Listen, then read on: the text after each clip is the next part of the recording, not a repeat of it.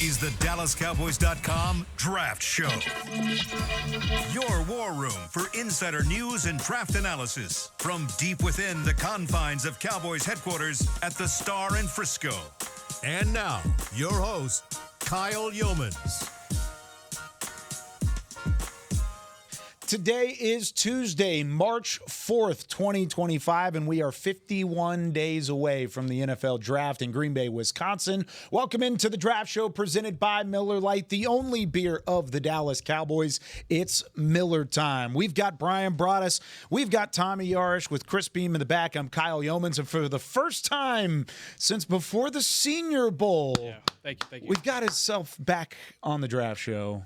It's the one, the only, the Nick Harris. Yeah, Senior Bowl, Super Bowl, and then Combine, and then I got sick somewhere in between, but it's good to be back. I am so happy to talk draft and nothing else. You've been a world traveler. Nothing You've been else. all over. What just happened about 3 seconds Yeah, ago? nothing at all. Nothing whatsoever. Nothing that whatsoever. May have just broken and taken a possible position off of our draft board, or does it? Yes, I think it does. Yeah? Yeah, I think it I think, So- I think maybe at a position, if you say the ones and the threes, I think it takes. Yeah.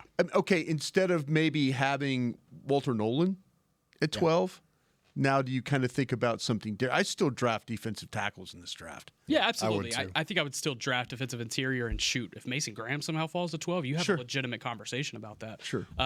But I think if this Osa Odighizuwa news ends up getting confirmed and by the team, I would Yeah, assume, yeah. then I think it takes the need of having to get a 3-tech right there at 12, a guy like Walter Nolan, out of the equation. But that doesn't mean that you can't go on day 3 and get a guy like Elias Peebles. No question about that. Yeah. The thing to me is like, I know that when they said that they were going to get or work on getting Osa done, I immediately took Walter Nolan out of my Off mind. the board. I took him out of my mind. Yeah.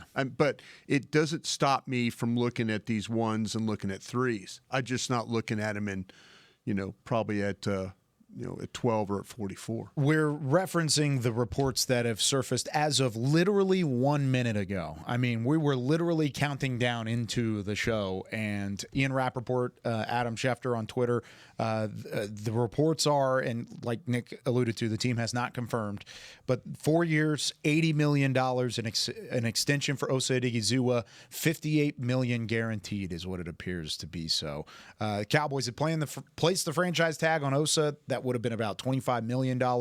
And of course, on a 1-year deal instead, he opted to take the multi-year deal that ends up being more guaranteed money, but over a longer period of time. This is a win for both parties, I think, whenever it's all said. Kind of feel like this is really a win for Matt Eberflus. Yes. Absolutely. I think Matt Eberflus probably came in, him and the staff sat down and watched the tape. He is from he originally is from the Rob Ryan administration of 3-4 odd defense. Yep.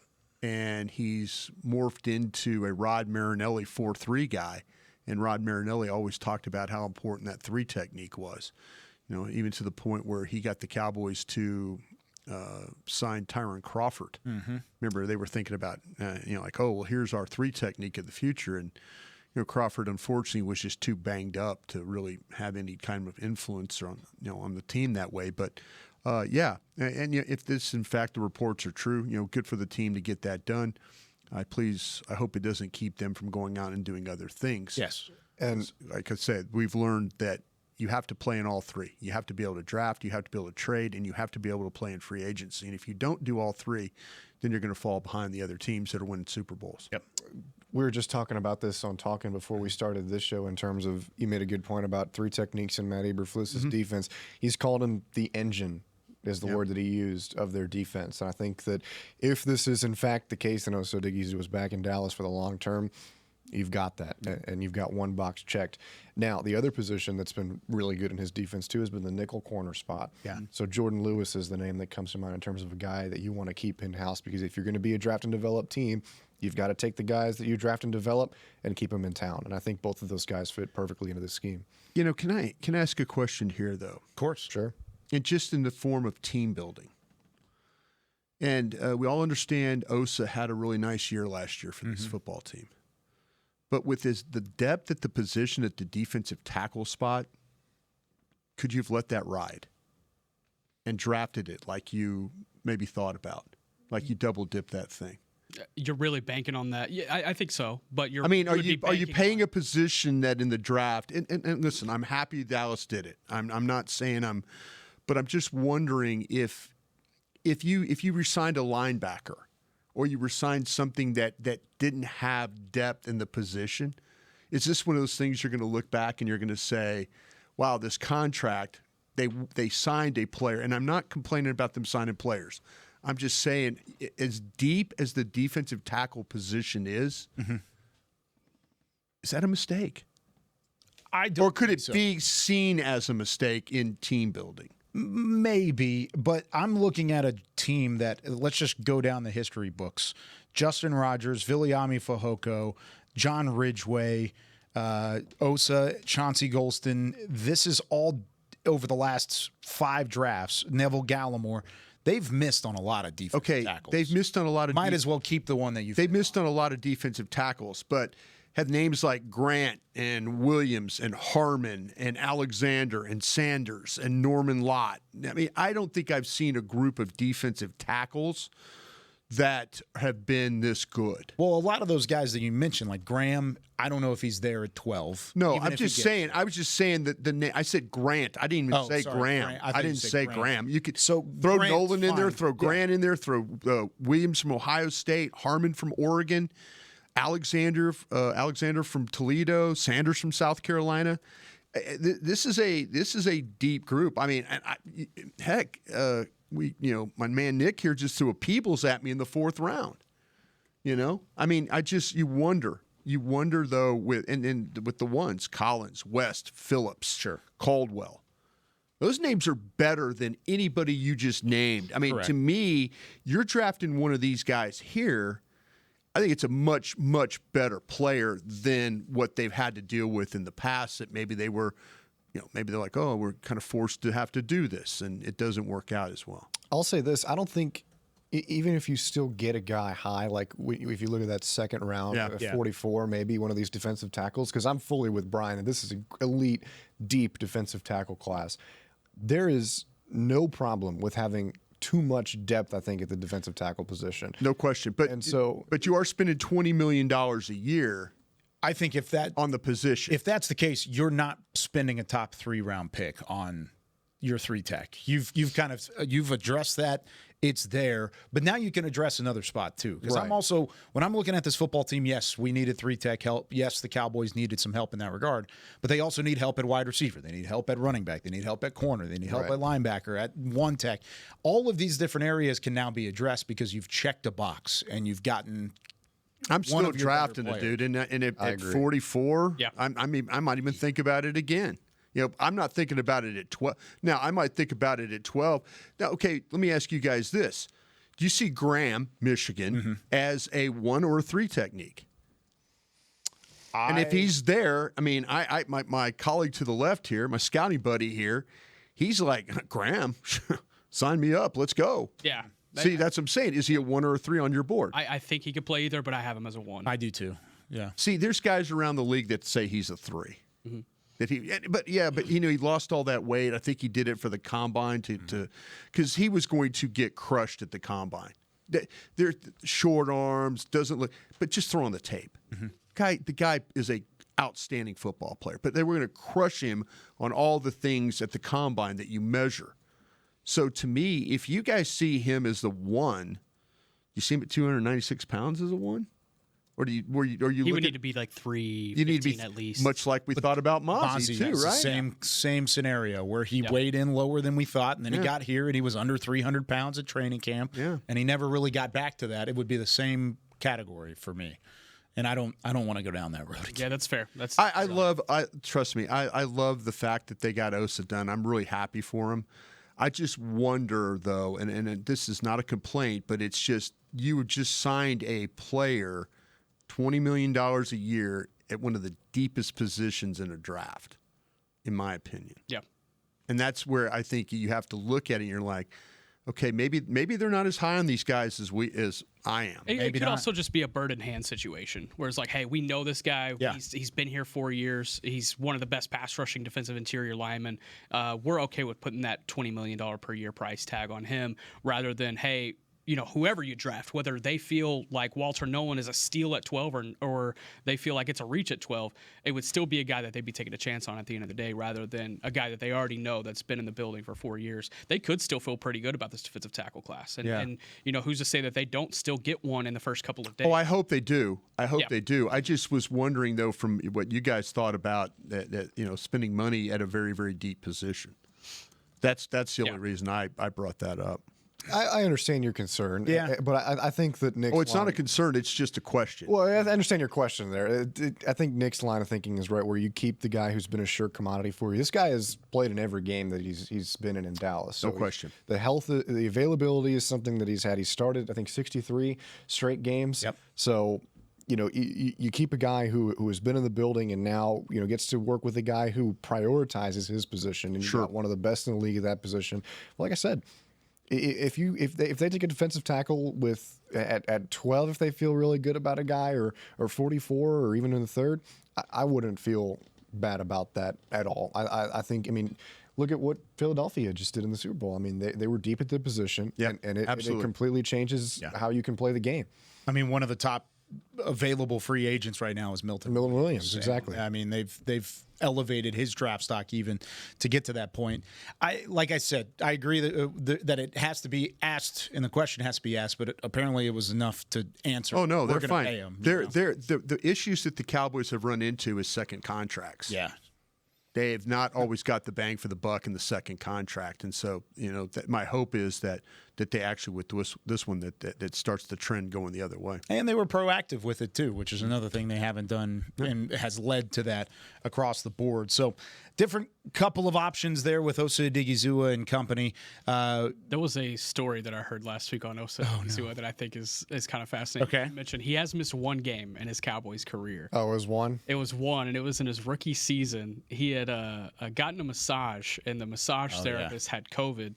And he was just being a good teammate and being a good, rookie. And he's like, "Hey guys, I just want to let y'all know." And he's like, "Shut up! You weren't supposed to tell us." So they had to keep him out of a game because he was in contact with somebody who had COVID. So he's really never missed. Responsible teammate. Yeah, responsible teammate. That.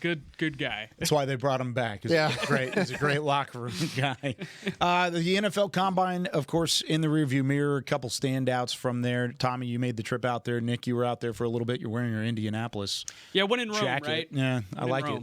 NBA All-Star game. Yep. With a little racing flair to it, too.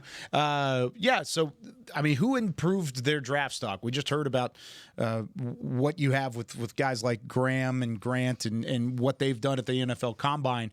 But what about the rest of the group? Anybody else stick out to you, Tommy? What position do you want? Anyone. Just okay. Overall standout. We'll talk about defensive tackles. This is a guy that you brought up, Kyle. Tyrion Ingram-Dawkins from Georgia. 6'5", 276 pounds, ran a 4.86 40, 36-inch vert at that size. That's pretty impressive. 276 pounds, a little light, but if we're talking about the Cowboys liking guys maybe later on in the draft at that position and they want to get some depth later on, I think Ingram-Dawkins can be that for you. Jalen Knoll from Iowa State, the wide receiver. Yeah. A lot of talk about Jaden Higgins being that big outside target, and people are starting to find out now about Jalen Knoll. Bobby Bell put out a good tweet yesterday about how everything we've heard about the guy is he's a great leader, and I think that sentiment is correct. I remember talking to Jalen at Big 12 Media Days a couple of years ago when I was covering Texas, and you can tell that he kind of comes across as a light. But then from a testing perspective, 4.39 in the 40, 11.12 in the broad jump, and 41.5-inch vertical jump. So I think that you could see him jump into the day two picture, and he maybe even goes earlier in the day two picture than you would think. And then Quinshon Judkins, running back from Ohio State, I thought had a very good combine.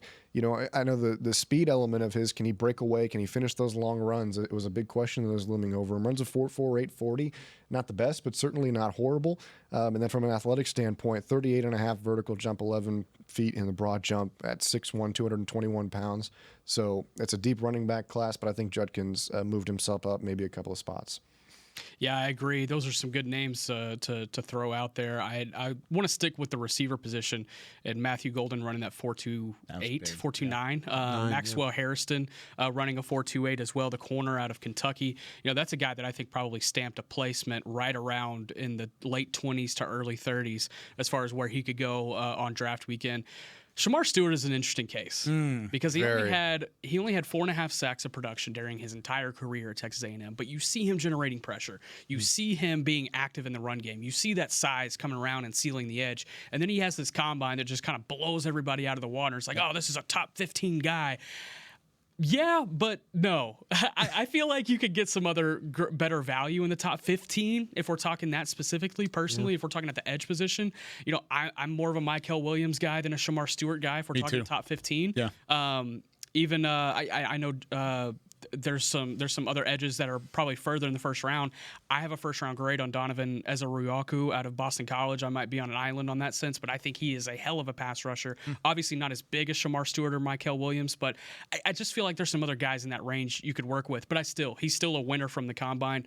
Also want to take a look at Terrence Ferguson, the tight end out of Oregon. Had a really great combine as well. You look at the size on him, 6'5", over I believe he came in over 250, and had a great workout. That's a guy who's probably stamped his placement as a day 2 pick. Really liked what I saw from Terrence Ferguson. And, the Cowboys, the tight end is on the board.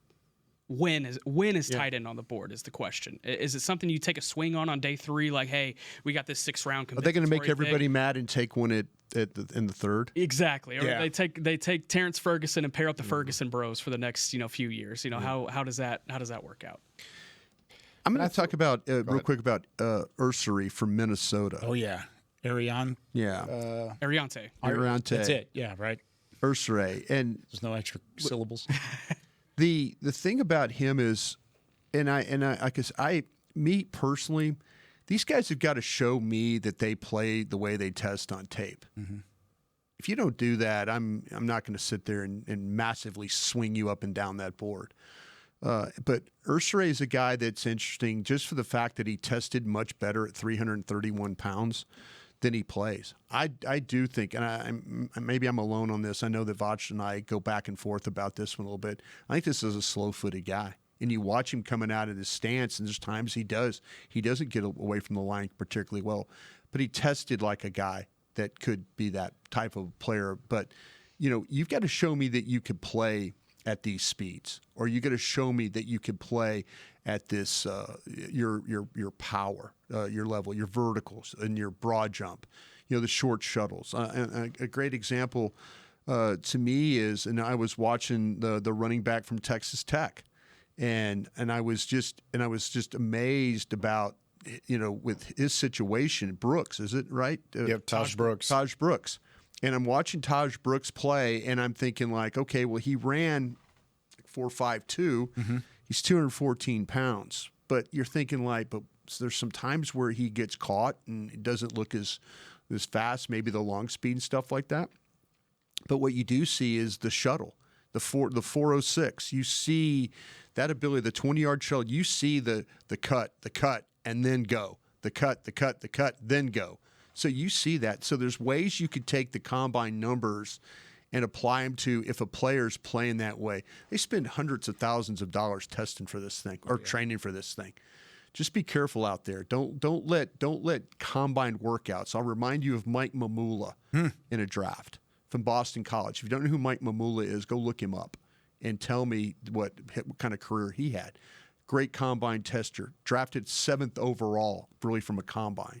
Raiders did it for a year, drafting combine guys that can run, that can't play. Make sure that the workouts show in the tape. That's how you tie the two together. It's actually a Twitter on the 20 question, too, and we can hit it now since we're already talking about it, because it is a great reminder. When you're putting these things together and you're building your board, use the combine as extra context. Right. Sure. Don't use it as the concrete. Right. It's just extra things to go into your prep work to say, wow, Matthew Golden did run a 4.28. That's you impressive. You can see separation. There's speed, there's route running, all of this thing. And then, oh, by the way, he ran a 4.28. That means he can get up and go. And he had a great split there, too. all of those things matter, but they're not the only thing. Don't let it be the only thing. I'm going to give you one more name here before we get to Twitter on the 20, just very quickly, and I'm looking right at my guy, Vach Lombardi. Hope you feel better, pal, and happy belated birthday, too. Oh, yeah. Matthew Golden from Texas, first-round lock. Unbelievable combine. And yeah, hook 'em. And I think this was a guy who Brian talked about marrying the tape with the combine performance. And I think that's a guy that at least I feel like you see it with. And speed, for whatever reason, was a concern with him based on what you saw on tape. This guy was a track star. You knew he was going to do well at the combine. I really think that this was a great move, or a great combine for Matthew Golden. He's established himself among the best receivers in the class. I know Vach and I have first-round grades on him, so I don't know if you do too, Brian. But I've got him down there. If you're talking about like 13, 14 players, he's probably player 15, 16, 17 on the stack. So he's right there. But yeah, you guys were clearly the two guys that were on him first. Oh, yeah. So I've been marking, like, whenever you guys bring up a guy on my board, I'll put a little emoji, and the emoji that I have for you, Tommy, is just the Longhorn, the two up in the air. That's the emoji I've been using, and I've had it on there since like day one of the draft. So kudos to you. He's definitely going to be up there in terms of those receivers. Before we get to Twitter on the 20, did anybody kind of disappoint you in a certain sense? It's hard to be disappointing because at the combine, you're looking for positives. You're looking for a couple of things. But did something stick out that said, hey, maybe we should flag this and double back on the film for it? I think the biggest one is Tez Johnson, the Oregon wide receiver, coming in at 154 pounds and running over 4.48. 4.48 was his time.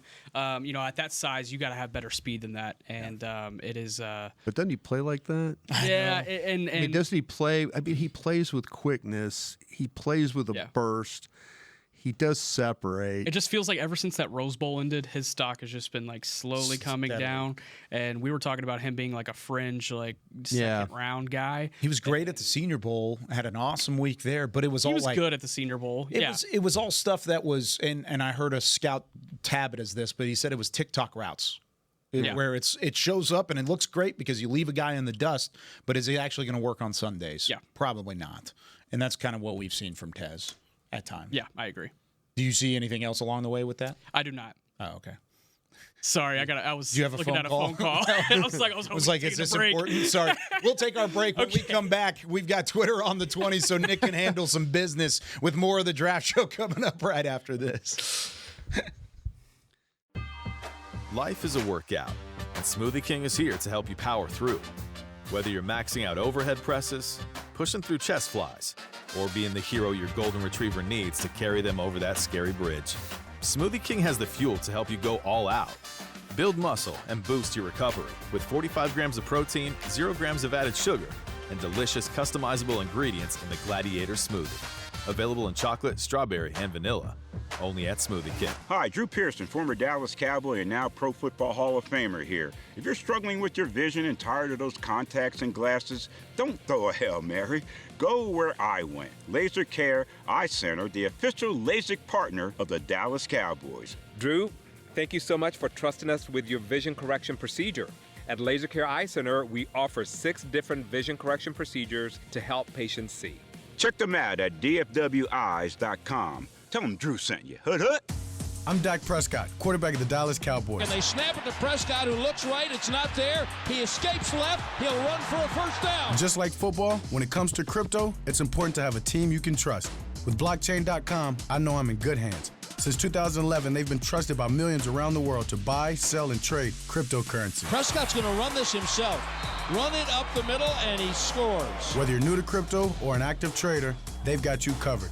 What are you waiting for? Get started at blockchain.com. Cowboys fans, when it comes to navigating the ever-changing world of tax, your business needs a partner it can trust to tackle even your biggest tax challenges. Ryan is the largest firm in the world dedicated exclusively to business taxes. Our team of tax professionals has local expertise in all areas of tax and can help you uncover savings opportunities you didn't know you had. Learn more about how Ryan can improve your overall corporate tax performance by visiting Ryan.com. Ryan, the official tax partner of the Dallas Cowboys.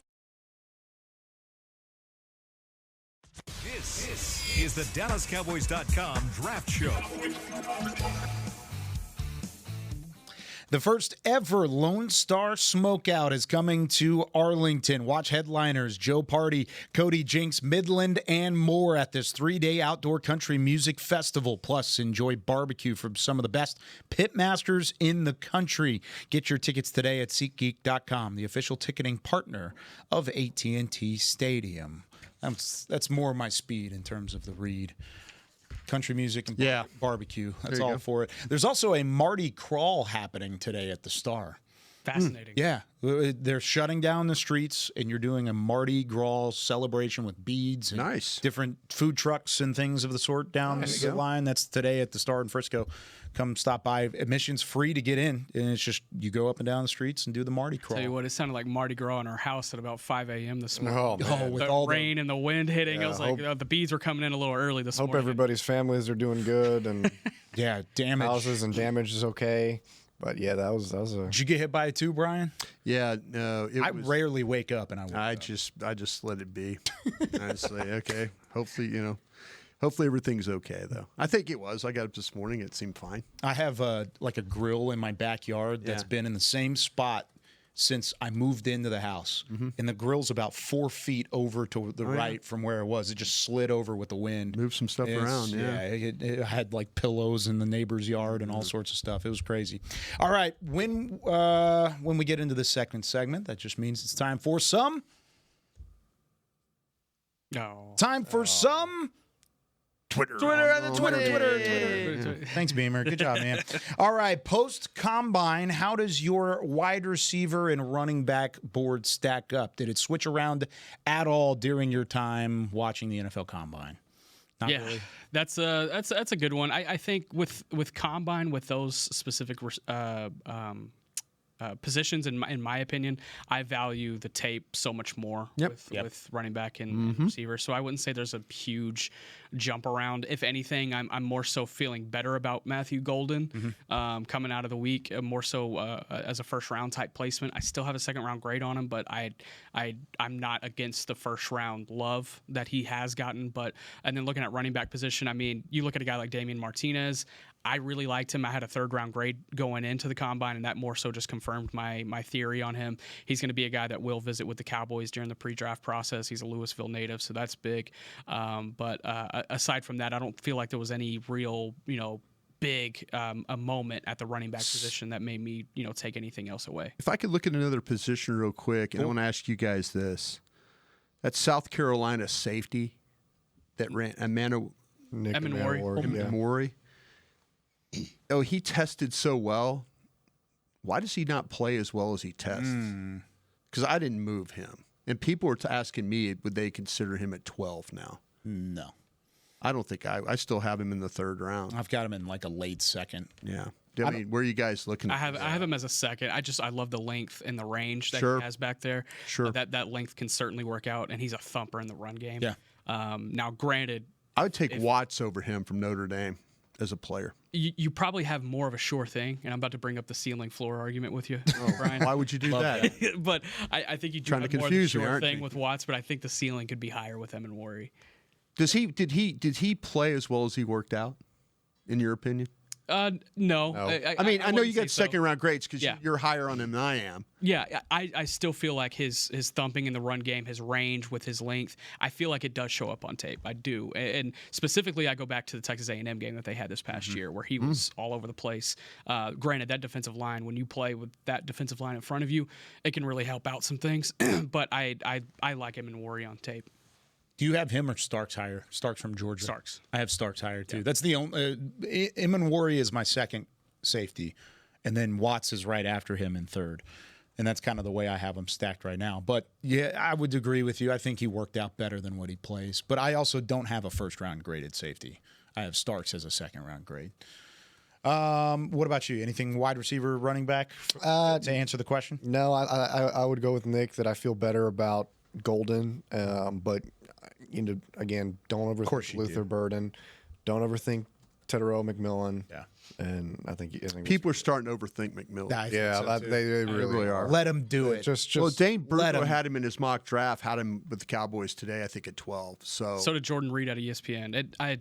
I'll say two names that I heard the most coming out of Indianapolis. And granted, this staff has still got a lot of work to do as far as catching up on this draft class. So things can change. Things almost certainly will change. But the two names that I heard from talking to people around the league throughout the week in Indy was Teteroa McMillan, as far as the Cowboys go, and Mykel Williams out of Georgia. Those two guys gaining speed, at least in my eyes, as potential placements at number 12. Which one would you like better? I'm cool with either. I like McMillan. McMillan would be awesome, but man, Williams would be a hell of a DeMarcus Lawrence replacement if Lawrence is not back next year. If we're talking about revamping your defensive front and trying to do what Philadelphia did, where you don't know where it's coming from, that's what Mykel Williams could bring you. But also in that same sense, if you do take a guy like Mykel Williams, are you basically saying, "Hey, Marshawn Kneeland, we know you got hurt last year.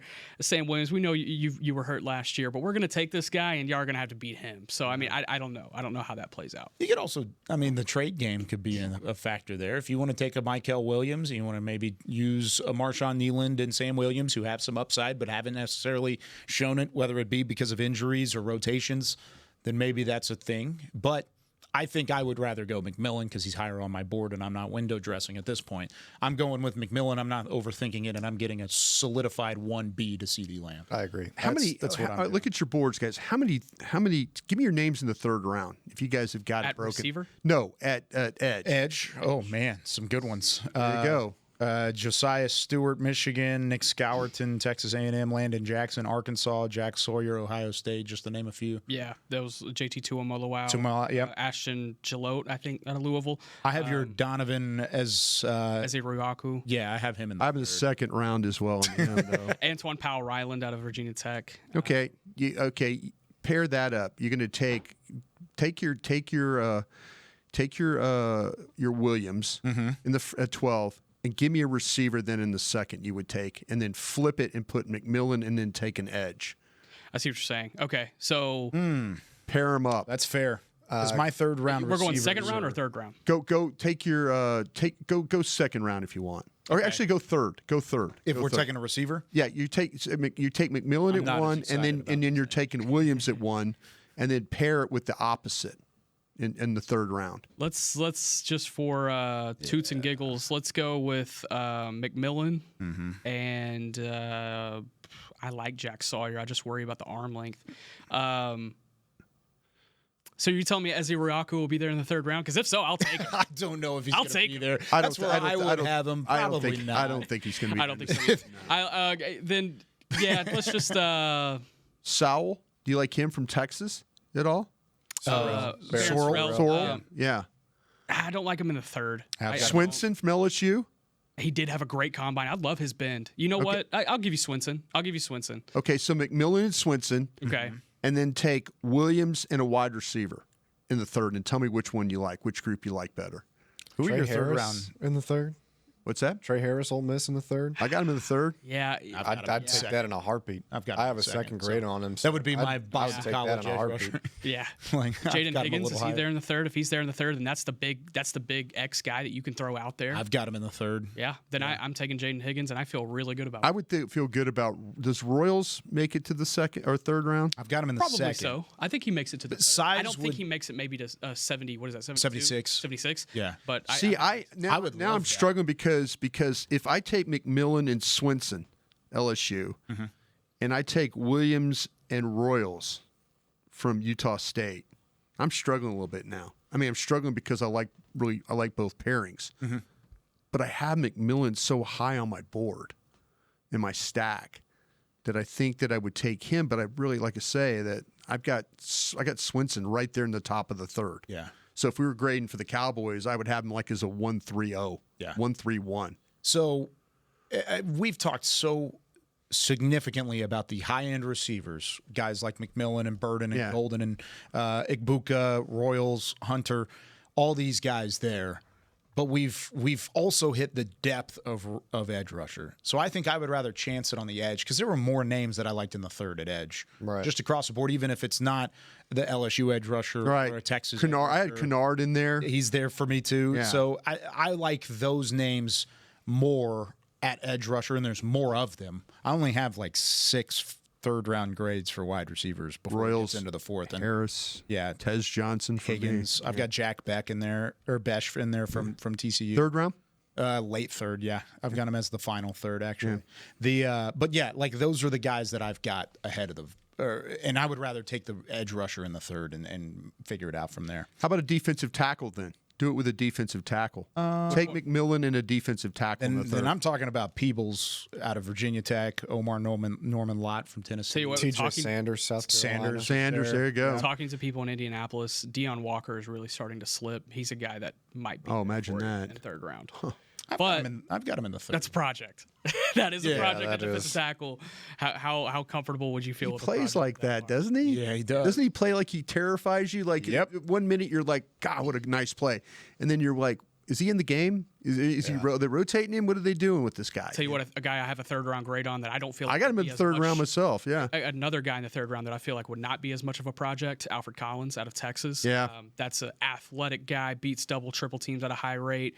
Active hands. He had multiple batted balls in that defensive line at Texas last year. Basketball background. I mean, there's a lot to like about him too. So you're saying receiver, defensive tackle? Yeah. Then yeah, if you go McMillan and whatever in the second round, and then. Collins in the third round. Can I ask you guys a real quick question then? Power rank these guys for me, these defensive tackles, these one techniques. Mm-hmm.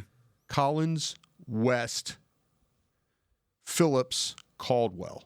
Have you seen Caldwell? I have. Yeah, Jamari Caldwell out of Oregon. Yeah. I would go Collins out of Texas. Right. Jamari Caldwell out of Oregon. Okay.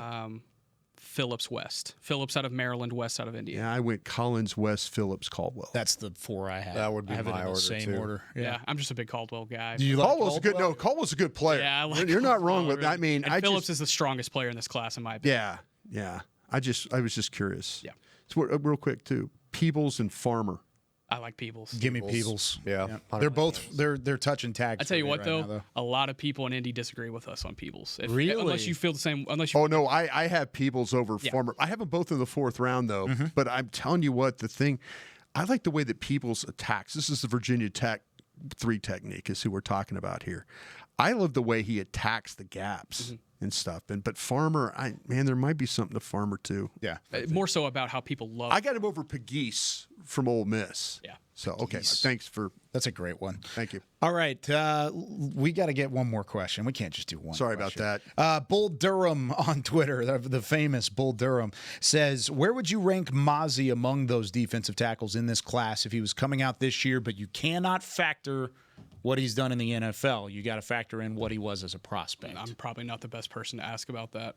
What do you think, Brian, based off of what we were doing scouting him back in, what was that, 23? I would have actually in the group of Grant Williams, Talik Williams, is that right? Yep. From Ohio State, Harmon. I would have him fourth in that second round cluster I have of Grant, Williams, Harmon, and him. Do you have Nolan as a first or second round grade? I have him second round as a 3 technique. Gotcha. Okay. Yeah, I'd probably right around there. He's in that Grant, Nolan, Sanders, Williams conversation for me because I had a second round grade on him. I'm looking at my board right here. Mm-hmm. I had him behind Jalen Carter, Kalijah Cansey, Brian Breesy, and he was right there with Keanu Benton, who's had a decent career. He was right there where Dallas is picking. For me, I had him right in that, in the stack. I want to say he was in the 40, 44. 43. I have him at 45. He's right there in that second round. So I would take all 3 of those guys I mentioned, Grant, Williams, Harmon, over him, if that was the case. And I think all 3 of those guys are going to be right about the same spot. I would probably. I agree with you on the 3 names. I would throw Walter Nolan in there because I'm a little more intrigued. Nolan's a 3 I separate my. I separate. Yeah, I've got him I graded. all in one I graded stack. Mozzie as a 1. Yeah, and so that's why I put him with the 1. Yeah, I've got them all in one stack, so I'm looking at just D-line at that point. But Nolan would be in that category as a 3 tech instead of a 1. Sure. Sanders there, kind of the same thing. All right, when we come back, I want to touch on a couple of the guys that we've talked about, or that you guys have watched film-wise since we've last talked, because we haven't talked to Nick in a while. Brian was at spring training last week, and then Tommy was out at the NFL Combine. Who are some of the guys you've watched since then? I want to hit some of the rumors, too. Nick's kind of alluded to a couple of them. Rumor roundtable from the NFL Combine. Do you believe it or do you not believe it? With more of the draft show right after Don't believe this. me. I'm Darren Woodson, former Dallas Cowboy player and Super Bowl champion. When I played in the NFL at a high level, I relied on my vision to see the field. As I started getting older, I noticed my vision wasn't as good, and I was getting frustrated from wearing my glasses all day. I went to Laser Care Eye Center, and Dr. G talked about all the options. Thanks to technology and Laser Care Eye Center, I can see near, far, and between. Don't fumble your vision any longer. Visit them at dfweyes.com and tell them Darren sent you. They got me back on my game. Star Sports Tours is the only official fan travel partner of the Dallas Cowboys, offering exclusive game weekend travel packages with pre-game sideline access and photo ops with current players, cheerleaders, and Cowboy legends. You want to stay at a team hotel, attend the best tailgate party in Texas, tour the Star, and talk X's and O's with me, Everson Walls? With Star Sports Tours, you can. Visit cowboystravel.com to book your travel package today. Life is a workout, and Smoothie King is here to help you power through. Whether you're maxing out overhead presses, pushing through chest flies, or being the hero your golden retriever needs to carry them over that scary bridge, Smoothie King has the fuel to help you go all out. Build muscle and boost your recovery with 45 grams of protein, 0 grams of added sugar, and delicious customizable ingredients in the Gladiator Smoothie. Available in chocolate, strawberry, and vanilla. Only at Smoothie King. How about them Cowboys? Or how about them Tyson Cowboys Nuggets? As we cheer for the stars on the field, we love that we've also got some stars on our plate, thanks to Tyson brand star-shaped Cowboys Nuggets. That, along with all our other favorite Tyson Foods products, sure make game day special. Score some delicious Tyson Cowboys Nuggets and become a game day star, just like our Cowboys. As you enjoy your stars on and off the plate, remember, tailgates and game day have always been Tyson. This is the DallasCowboys.com Draft Show. Experience a fabulous shopping day at the Flea Style Market at the Star in Frisco, presented by Marketplace by Michaels on Saturday, March 22nd. This vibrant outdoor market is packed with over 60 local artisans, I don't even know how to say that word, offering a curated selection of fashion, jewelry. I think there so, you go. maybe. Good job. Home decor, kids' goodies, and lifestyle must-haves. For all the details, head to thestardistrict.com. That reads more for my wife more than for me. I'd rather that artisan stuff's barbecue. big time. Artisan. What is that? What is artisan stuff? I think it's kind of like rustic. Oh, really? Kind of like artisan bread and stuff like that. Kind of roughly stuff. made. Yeah. Talking like I'm going to stay away from it. All right, let's go into. It's actually good. Is it? Yeah. I'll look into it. The rumor mill, I should say. Are you okay? I don't know. I'm tired. I didn't get a whole lot of sleep last night. We had some triplets up last night. The rumors from the NFL Combine this week were starting to circle. I want to either say you either agree with it, have heard it, maybe disagree with it. Let's just kind of talk about it, because around this time it is lying season. We mentioned that last week as well. Aisha Morrison did a great job filling in, and we had a couple of good shows, but we started to hear some murmurs coming out of Indianapolis, one of which kind of reminds me of 2021. There was this rumor surrounding a guy named Micah Parsons. Now his next man up, number 11 from Penn State, Abdul Carter, has a similar rumor about work ethic and character. Do you believe any of that along the way? Is that something that should hurt his draft stock, or are you drafting just the player as is? Talking about Abdul Carter? Abdul Carter. I'm not worried about it. I'm not worried about it. I'm not either. I'd worry about the foot. So if that's what we're going to if we're finding something to worry about, that's more what I would. I think what I've learned about the foot is what he has. The condition is something that potentially could be bad. It's kind of the actual the stress fractures are what shows up on the scans. So he has a condition that is pre to that. So are we going to be dealing with potential stress fractures in his foot. And I'm not saying this like a gas mask, the hope to get him down to 12 so the Cowboys could draft. I'm saying it as talking to trainers and doctors and stuff. This is a legitimate concern, more so than maybe the character stuff. The character stuff, I do believe it's true. Okay. And there's a certain level of, you put up with players that are great. It's a great football player right there. So sometimes these programs are like, hey, I'm glad to see you go. Best of luck to you, that kind of thing. I believe that is true. But I would worry more about the foot, and the potential with stress fractures in that foot is something that a lot of people have kind of warned me about. Would it deter you away from pick 12 in that regard? No, I don't think so. Yeah. But I'm just saying, though, it would be – you could talk about the character stuff and all that and all you want. There's a lot of things. I'm not going to say what I would allow a player to do. As long as he gets to the quarterback? Yeah, as long as it works. But I will say this, though, medical concerns, especially with feet. These gentlemen make a living playing on their feet. Yeah. And if you have a problem with them going forward, it's something I don't want to deal with every year, but that's kind of the precursor to what this kid might have. What are you going to add? I think from Abdul Carter doesn't have anybody taking his name off boards or anything. Mm-hmm. James Pierce out of Tennessee probably That was going to does. be my next one. Yeah. And that's a concern that probably has a little bit more validity to it. Mm-hmm. Not that there's no valid concerns to Abdul Carter, but these concerns with Pierce go all the way back to his high school days. So that's a name I've heard more concerns about than Abdul Carter. Yeah, and it's character related there, not medical related. And so, I mean, he tore up the combine, was phenomenal in the drills. His tape is first-round quality tape. Mm-hmm. But if you're having that much of a consensus across the league, and I've heard it maybe if there's 30 teams in the league, I've heard probably 20 of them think there is a character concern, and there's probably 12 that don't.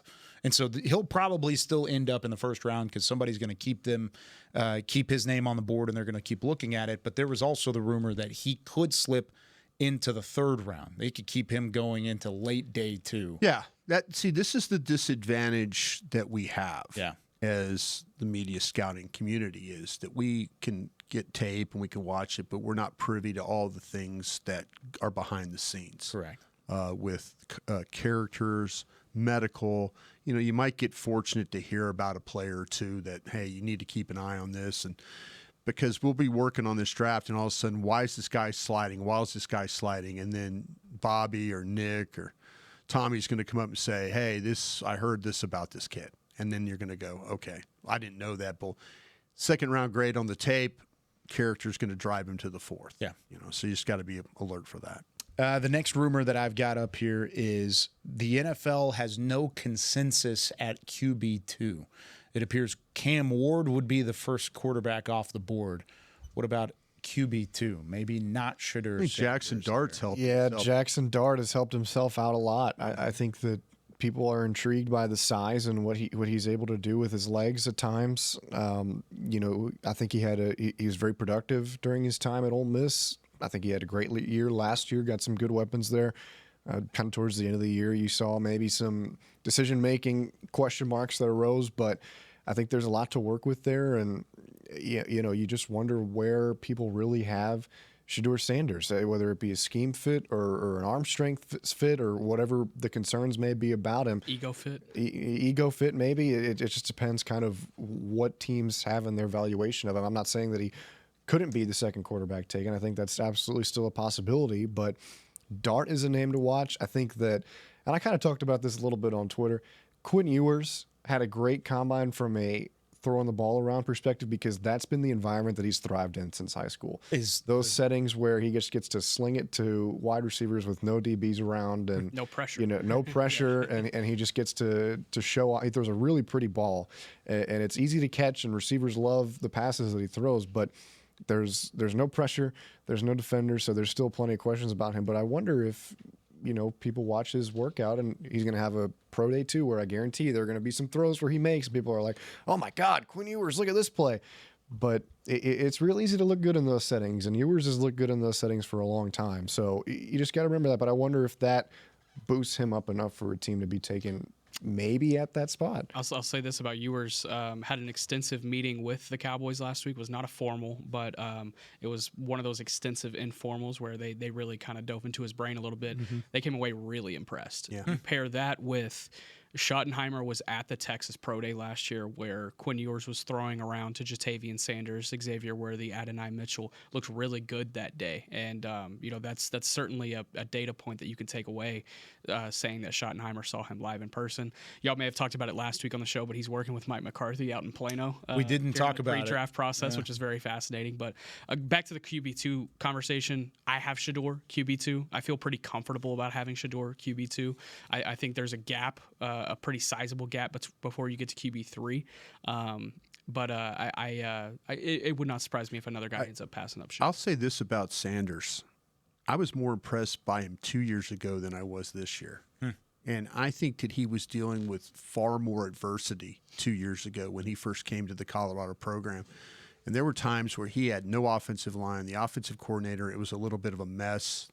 His father was trying to kind of find, they went through some guys. But you see what he did with Pat Shurmur as the play caller, former NFL head coach, offensive coordinator, and all that. They did some things with the offensive line. The skill, obviously, on the outside it's gotten even better. But I was more impressed by him 2 years ago, having to carry a team where it was just not very good in a lot of spots. And he was able to kind of make do and keep them in games where they just should have got blown out a lot more. But I think that, to me, if anybody is critical of this kid, I think they're off base about it. I would agree with that, and I have Sanders as QB2 as well. I really think that within a locker room, this is a guy who's going to be able to captivate and get his teammates to play for him. Yeah. I know that has been a knock at points, and there are plenty of people who are haters, for lack of a better term, but I think that his personality is one that can kind of captivate a locker room. In the right scheme, I think that he can really work out. You have to be, if you draft this kid, you have to be ready for the Hollywood. This is the biggest fear that Bill Parcells had, was called the Hollywood quarterback, where he was out there. He was he was everywhere. And you have to, I think this is the concern that probably some coaches have. When you buy Shedeur Sanders, yes, you get an outstanding player, but you buy, and I know you guys, Tommy and Nick, you guys were at the Super Bowl with me there. Ray, he had a whole setup just for his podcasting stuff. And just for, it's this whole big entourage of thing. Him and Travis Hunter, these kids get it. They get the business side of promoting themselves. And you just wonder, do you want your quarterback being that type of a guy? That might turn some teams off. Some teams might say, look at him, he thrives in that stuff. So I do. I do too. But see, I'm 61 years old. And, you guys are young guys, and that's cool. I mean, that's the difference between our age gaps and stuff like that. And where, do you want the Hollywood quarterback? Do you not want the Hollywood quarterback? I love the player. I just worry what all you going to have to make sure that he thrives in the system. But he thrives in that kind of that swirling, area that he's involved in. He thrives in that, and good for him. Tell you about Hollywood. Can you move Hollywood to Cleveland, Ohio? Daniel Jeremiah, in his most recent mock draft, had Travis Hunter going to Cleveland at 2, and then Cleveland trading back into the first round to grab Shedeur at 29. Huh. It would be very fascinating. Very fascinating. I mean, how many years before Deion's the head coach in Cleveland? -1. I mean, it was right around this. It was right around this time last year that the same kind of the Hollywood quarterback mantra was around Caleb Williams. Now, Caleb Williams was a more NFL ready prospect, I think, and there was more. There's a higher grade on him coming out, but that same kind of thought process of him going to Chicago, will the Bears be comfortable? And certainly they were, and they ended up making that pick moving forward. It's an element that you have to keep an eye on. Right. Well, the Bears are comfortable. Too bad Caleb Williams wasn't, because he had 4 defenders in his face every snap. But yeah, that's that's part of it. Is you've got to build, I feel like, from the inside out in terms of Shedeur would be like that in Cleveland too. Exactly, and he might be like that in New York too, if that's a place where you look at at, or Las Vegas in terms of guys that places that are being thrown out there. So that's always something you got to consider with these quarterbacks. Are you buying the buzz for Armand Mbao from Missouri? Is that how you say it, Mbao? I think so. I thought it was Mimbu. I'm going to look it up. I am. And this was a guy I wanted to specifically wait until after the combine to watch again, because I watched him mid-season. I say mid-season. It was like November last year. And I put a second-round grade on him. I was like, hey, this is a good player. I like this player. He's strong. He's physical. He's quick. I love how he marries his bottom half with his upper half. I was like, this is a good player. And then he's now starting to get this OT1 love. Yeah. And he's starting to get this top 15 love. And I was like, okay, you know what? I'm going to wait until I see him in person in Indy. I want to see, the physical traits in person, look him up and down, and take that and watch the film again. Did so. I understand the hype. I'm buying it.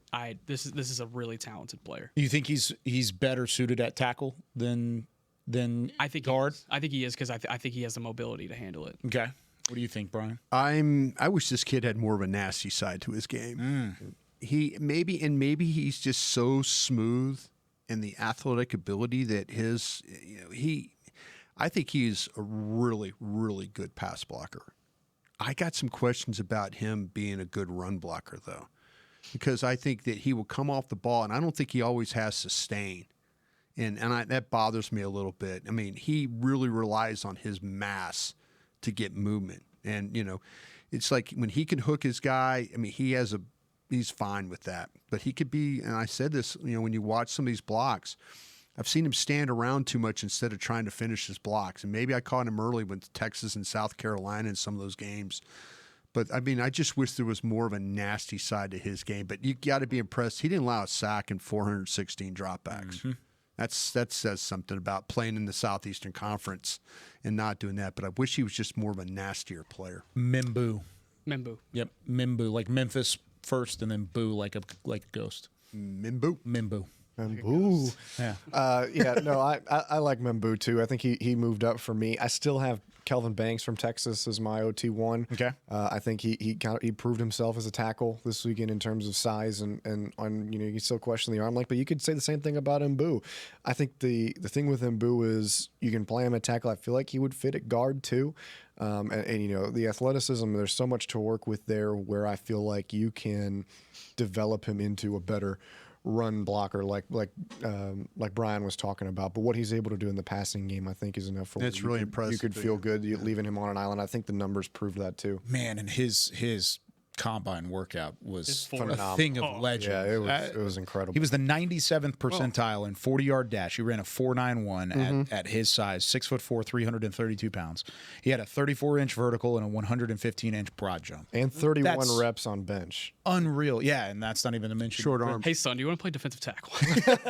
Short arm guy, right? Short arm, get all those reps? Yeah. But I think the athleticism works. I really No, there's no. Yeah, this kid's he's a hell of a player. Like I say, the sense of urgency bothers me with this guy sometimes. That's all I'm saying. I mean, it's just like I just wish he's so big, and I just want him to finish people. I don't know if he has the lower half to finish because he's moving well and he's able to get up and down. I don't know if he had that lower half power that you see from some of those other guys. I'll tell you this though, if we're starting to hear the clean bill of health on Josh Simmons from Ohio State, you're still having him in there? Count me in on that one. Count me in on that one if that's the case. I will say I went back and watched Donovan Jackson, his counterpart, in the way that he kind of filled in and went out to left tackle. I like me some Donovan Jackson. I got Donovan Jackson over Booker at guard. Ooh. I don't know if I get that one. I think there's an argument.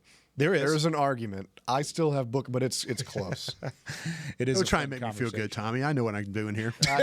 I'm just agreeing with you. I feel the same way. I was watching Tate Ratledge last night from Georgia. Have you guys watched him? Yeah. What do you think about him? I'm kind of a throwbacks player. Very much so, yeah, and that's why I'm torn. Well, I mean, yeah, he's a right guard, of course. 3-year starter at Georgia. A lot of inside zone, a lot of gap stuff, thick build, arm length, strength. He wins as a run blocker with his play strength and his leg drive. The high IQ stuff, picking up blitzes and stuff like that. I think he gets a little straight-legged for me. I mean, and it hurts him with his leverage. His pad level gets a little high, and I think that's a a problem that you need to kind of look at. I don't ask him. Yeah, don't ask him to do much in the way of pulling or playing in space. Mm-hmm. But he could play better. There's nothing flashy about his technique, but I'd say a very steady player. I'm in the third round myself. I think there are day one interior starters. I don't think he's one of them. Yeah. I've got a third on him as well. Whenever it came to looking at that, I think he could get into a starting role soon. Absolutely. I just don't see him. Sorry, go ahead. No, I just don't see him like right off the bat. I actually thought he reminded me a little bit of what TJ Bass brought a couple years ago, where he's powerful, sound with his hands, wins with leverage at times. Pad level was good, but then it was kind of an injury concern. He didn't move well in space at all, and that was kind of where I was torn because I can't move him around. Yeah, I think this Gray Zabel, who I have as a guard, will probably go a lot higher than. But him, Milam from West Virginia, I have questions about him. Yep. Ratledge, I have questions about him. Jonah from Zona, I have questions about him. I like that. I mean, that's kind of a bar. Good. Yeah, me and Vach working on that one. And every time we talk about it, we say Jonah from Zona. But yeah, listen, I think I'd put him at guard. Yeah, see, that's what I'm saying. There's these third and fourth round guards that I have really big questions about. Can they really? Are they, as you mentioned, are they starters? Yeah. These guys might be some backup dudes right now. Yeah. All right. That does it for us, unless you wanted to add somebody. I was just going to say to help the Tate Ratledge case, there's a picture going around on Twitter yesterday with him and this giant, feral hog, I think, that he went and hunted. So first round prospect. I mean, that's what I want from my offensive lineman. Yeah. He just, like you said, throwback player. He looks like a movie character playing mullet, a guard spot. Stash, everything. Yeah, he's got some gritty. It. He's got some it to him. I like it. Him and Brock Hoffman next to each other. Ooh, okay, now we're talking. We're getting some push up front, I'll tell you that. We'll be back on Thursday. I'll be out, so Zach Wolchuk's going to host on Thursday. Have fun with that one, and we should be back for the rest of the year. I don't think anybody else is traveling. I'm done traveling. I don't want to jinx owners it. Meetings. We got owners meetings at the end of March, but I'm ready to roll, man. I have been so ready to get back on the show. My goodness. Yeah, good to have you back. Thank you guys. I appreciate y'all. Get well soon, Vach. We'll talk to him hopefully down the line, and then we'll be back Thursday with more of the Draft Show. For Nick Harris, Brian Broaddus, for Tommy Yarge, Chris Beam, and everybody helping out in the back, I'm Kyle Yeoman saying so long. We'll see you on Thursday. This has been a production of DallasCowboys.com and the Dallas Cowboys Football Club. How about this, Cowboys? Yeah!